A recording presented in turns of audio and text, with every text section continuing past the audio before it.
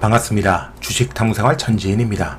이 영상을 녹화하는 날짜는 2023년 6월 24일 토요일자고요. 이번 시간에는 포스코홀딩스 컨소시엄이 오만의 그린수소 독점 사업권을 확보했다는 소식이 전해졌는데요. 오늘은 이 내용에 대해서 생각해보는 시간을 갖도록 하겠습니다. 먼저 시황을 좀 살펴보면 금주엔 파월 연준 의장이 상원 청문회에서 인터뷰가 있었죠. 올해 금리 추가 인상도 재차 언급을 했고 매파적 발언이 나왔지만 최종 금리에는 가까워지고 있다, 이런 말을 또 했단 말이에요. 그래서 시장은 야, 이거 진짜 이러다가 금리 올리는 거 아니야? 이런 의구심을 갖게 됐고요. 하필이면 같은 날 영국이 기준금리를 0.5% 빅스텝 인상하는 사태가 나왔습니다. 그러면서 15년 만에 최고치를 찍었는데, 더군다나 영국의 BOE가 금리 정점 전망을 6%까지 또 예견했단 말이에요. 그러니까 추가 금리를 또 열어놓은 거죠. 그래서 시장이 야, 이거 심상치가 않다, 이런 생각에 차익시점 빌미가 되고 있습니다. 자, 유가 같은 경우도 이런 파월의 매파적 발언, 영국의 빅스텝 금리 인상, 이런 것들이 부담되면서 다시 또 박스권 하단까지 조정이 나왔었고요. 근데 이게 밑으로 빠르게 내려가지 않으면 찌글거리면서 옆으로 횡보하면 제일 좋은 시나리오라 했잖아요. 자, 10년 만기 미 국채 금리도 정말로 금리가 추가적으로 인상되는 게 부담스럽다, 그러면 위로 튀었을 텐데 그러진 않았단 말이에요. 옆으로 횡보를 하고 있습니다. 지금 계속해서 방향성 모색 중인데, 이렇게 시장에 확신이 없다 보니까 눈치 보기만 하는 겁니다. 근데 이런 게 나쁘지 않다 그랬어요. 옆에서 찌글찌글 거리면 오히려 주가에는 적당한 조정 이후에 반등을 또 노릴 수 있는 그런 기술적 자리들이 나오니까요. 자, 나스닥 지수가 13,000 돌파 이후에 계속해서 추가적으로 상승하다가 조정의 빌미를 받고 1% 정도 오늘 새벽에 조정이 나왔습니다. 그러니까 지금 시장은 추가적으로 더 계속 올라가기에는 뭔가 모멘텀이 부족하고 조정을 받고 싶진 않고, 이런데 뉴스가 있어서 조정의 빌미가 되면 그때 차익 실현 나오면서 자연스럽게 조정이 나오는 걸 일정 부분 바라는 거죠. 계속해서 좋은 호재성 재료가 나오면서 가구도 쉽지만 그러기에는 주가의 위치가 또 부담스럽잖아요. 그런 환경인 겁니다. 그래서 14,000까지 조정이 나와도 전혀 이상할 게 없고, 이거 깬다 그래도 전혀 이상한 게 아니에요. 워낙 가파르게 올랐기 때문에. 그런데 계속 오르기만을 원하는 투자자 입장에서는 조정이 조금만 나와도 불안한 심리가 나오는 거죠. 그래서 엔비디아의 주가 흐름을 잘 봐야 된다 그랬습니다. 얘가 다시 추세를 깨고 내려와서 고점 부담을 안는 그런 기술적 모습이 나오면 시장이 더 큰 부담을 안겠지만, 그렇지 않은 상황에서는 기술적 조정 나오는 거 당연하다. 잘 움직이고 있습니다. 지금도 엔비디아가. 하지만 오늘 새벽에 속보가 하나 전해졌는데 좀 깜짝 놀랐습니다. 그동안 뻐꾸기만 날렸던 이 용병 그룹 있잖아요. 바그너 그룹. 여기에 그 수장인 프리고진이 러시아 정규군의 헬기를 격추시켰다라고 주장했어요. 그러면서 구테타설이 지금 나오고 있습니다. 근데 이게 그냥 단순 해프닝으로 끝난다면 문제가 없겠지만, 이게 정말로 확전하는 그런 분위기다, 구테타가요. 이러면 또 시장이 굉장히 혼란스러울 수 있습니다. 그래서 주말 내내 이 뉴스를 잘 추적을 해봐야 될 것 같아요. 자, 우리 시장 같은 경우는 환율이 바닥 찍고 또 빠르게 급반등했어요. 잘 조정이 나왔는데 천천히 반등했으면 좋았을 텐데, 파월 연준 의장 매파적 발언, 영국의 기준금리 인상, 이런 것들이 부담이 되면서 다시 회귀했습니다. 추가적으로 또 올라오면 계속 수급 부담이 되죠. 그러니까 환율이 반등을 해버리니까 우리 지수가 좋지 않았어요. 역시 수급적으로 부담을 하는 거죠. 자, 지수가 추가적으로 조정이 나오고 금요일장에는 0.9%까지도 빠졌습니다. 근데 추가적 조정 나와도 뭐 당연한 거죠. 가파르게 또 올랐으니까 조정받는 건 당연한 거고, 또 기술적 자리에 추가적 조정이 나와서 2,500 찍으면 또 기술적 반등 하겠죠. 그러면서 박스권을 만들면 매매하는 사람들 입장에서는 오히려 더 좋은 기회가 될 거고, 단지 이제 보유한 사람들은 조금 답답하겠죠. 종목들이 지지부진하니까. 그래서 수급주 보고 모멘텀이 있다면 매매하는 전략이 지금은 가장 유리할 겁니다. 그러면 오늘 주제인 포스코홀딩스에 대해서 살펴보죠. 포스코홀딩스 컨소시엄이 오만의 수소 사업권을 확보했는데 무려 47년간의 독점 사업이다, 이거예요. 굉장히 긍정적이죠, 이 내용은. 그리고 포스코홀딩스 홈페이지에서 여러분들이 보실 수 있는데 직접 보도자를 냈습니다.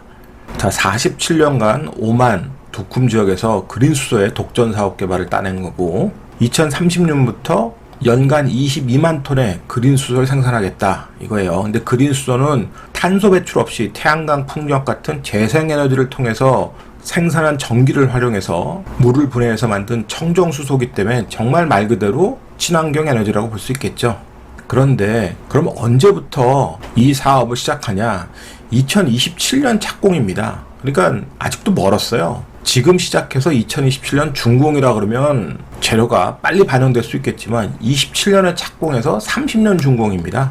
목표가요. 그리고 또 딜레이 될 수도 있잖아요. 그러니까 시장에 큰 영향을 미치지 못했고요. 장기적으로는 좋은 후대지만 당장은 시간이 필요하다 이렇게 보시면 될 것 같아요. 2050년까지 700만 톤 수소 생산 체계인데 이건 너무 멀잖아요. 지금 2023년인데. 그래서 지금은 이 재료보다는 리튬 관련 재료가 더 시장에 영향을 미치게 될 겁니다. 이미 시장에 많이 알려진 내용이죠. 아르헨티나 염호에 투자해가지고 2024년 준공을 목표로 있습니다. 5만 톤 준공 계획인데 2028년까지는 12만 톤까지 생산 체계를 구축하겠다.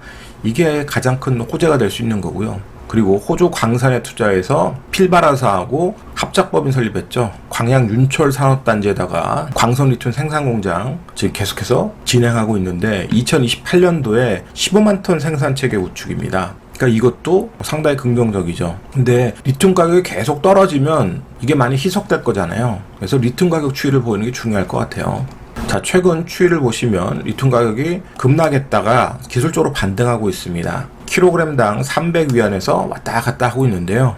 위로 더 올라간다면 호재로 작용할 거고 밑으로 떨어져서 가격이 좋지 않게 흘러간다면 리튬 사업에 대한 분위기도 조금은 침체될 수 있을 거예요. 그래서 가격 추이를 잘 지켜보셔야 되겠죠.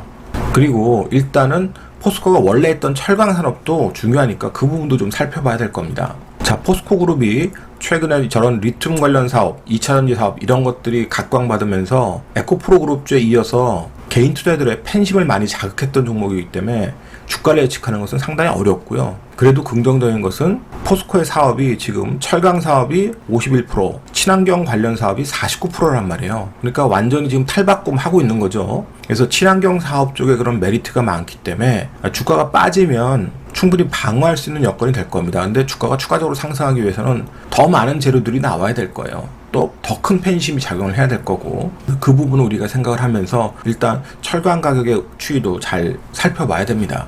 자, 철강 관련해서는 내수비나 판매비가 쪼그라들다가 반등했고 생산량도 감소하다가 다행히 1분기 때 반등을 시도를 했어요. 그런데 중국 쪽에 철강 가격 추이가 상당히 중요한 역할을 하기 때문에 이쪽을 또 무시할 수 없죠. 그래서 최근 추이를 살펴보시면 아쉽게도 가격이 지금 바닥권에 있습니다. 반등을 강하게 해야지 실적은 좋을 텐데 지금 실적은 좋지 않은 거죠. 그래서 대신증권이 동사의 그런 실적 전망 내놓은 걸 살펴보면 2022년보다 2023년이 실적이 쪼그라들 거다. 84조에서 81조로 당연히 영업이익도 4조 8천억에서 4조 5천억으로 쪼그라들 거라고 보는데 대신증권뿐만이 아니라 포스코 관련된 보고서를 낸 대부분의 기관들이 실적이 좀 감소할 걸로 지금 예측을 하고 있습니다. 그러니까 주가 전망은 좋을 수가 없죠. 이게 반전되는 흐름이 나와야 되는데 그러려면 경기가 좋아진다는 신호들이 나와야 되는데 아직은 그런 시그널들이 나오지 않고 있기 때문에 심리적 부담을 언제든지 줄 수 있는 겁니다. 특히 외국인 기관의 입장에서는요. 그래서 최근 수급을 보면 외국인 수급이 좋지 않잖아요. 이렇게 보면 조금 나아지긴 했지만 여전히 팔자가 많습니다.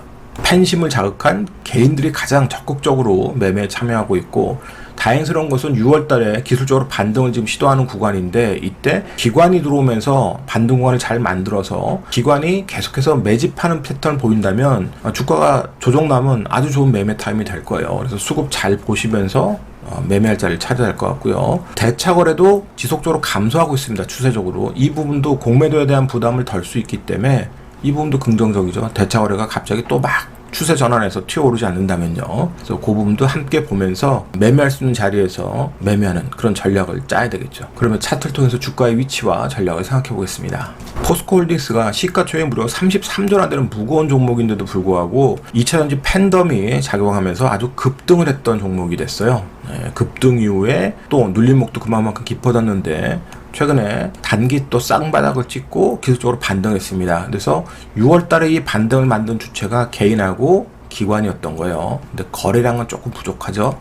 그러니까 되밀려도 이상할 게 없습니다. 그러니까 기관에 계속해서 적극적인 매매 참여가 없으면 변동성이 또 훅 커질 수 있는 종목이 될 수 있어요. 그렇죠? 조금 전에도 설명드렸듯이 수소 관련된 사업은 먼 미래의 얘기잖아요. 2027년도 착공이니까. 그래서 그런 재료보다는 팬심이 더 작용을 할 거다 이렇게 보고 있어요. 그래서 일봉상에서 자리를 찾으려면 여러분이 좀 쉽지 않으니까 주봉으로 보시고 자리 찾는 게 좀 더 편할 겁니다. 자, 주봉으로 보시면 깔끔하죠? 장대 양봉이 나오면서 추세 확장을 했고 그 이후에 눌림목이 나왔는데 어느 자리에서 눌림목이 완성된지를 잘 보세요. 자, 지지했던 자리, 그 자리를 깨지 않고 주봉상으로 1주, 2주, 3주, 4주 거의 한 달 횡보하면서 방어해냈습니다. 그리고 주가가 뛰었는데 뛰고 나서 다시 또 조정이 나왔죠. 근데 조정의 꼬리를 보세요. 자, 3주째 이 꼬리를 훼손하지 않고 반등했습니다. 그렇죠? 그래서 다음 주에 조정이 나오는데 수급에 큰 변화 없이 떨어질 때 이런 꼬리 자리에서 짧은 반등을 노리고 짧은 단타를 수 있는 사람들은 수급 보면서 빠른 단타를 수 있는 자리가 되는 거고요. 그렇지 않은 사람들은 기다렸다가 한 달 동안 주가를 방어했던 눌림목 자리, 그 자리까지 떨어질 때를 기다리시는 게 좋습니다. 그러면 이 자리에서는 특별한 시장의 악재가 없으면 또 기술적 반등하는 거고요. 그러면 떨어질 때 이 자리에서 분할 매수하고 또 반등할 때 분할 매도에서 빠져나와서 수익 챙기고, 만약에 이 자리가 깨지면 다음 자리가 있잖아요. 자, 다음 자리에 또 기술적으로 반등할 수 있는 구간이 되니까 이런 자리들에서 매매해서 또 반등하면 빠져나오고, 이렇게 기술적 자리에서 대응할 수 있는 전략을 세우는 게 여러분들이 무거운 대형주지만 수익을 낼 수 있는 구조를 만들 수 있을 겁니다. 오늘자 한 줄 요약, 조정의 빌미를 찾고 있는 시장의 분위기. 이 영상이 도움이 됐다면 좋아요, 구독하기 부탁드리고요. 저는 다음 시간에 또 뵙도록 하겠습니다. 고맙습니다. 전지인이었습니다.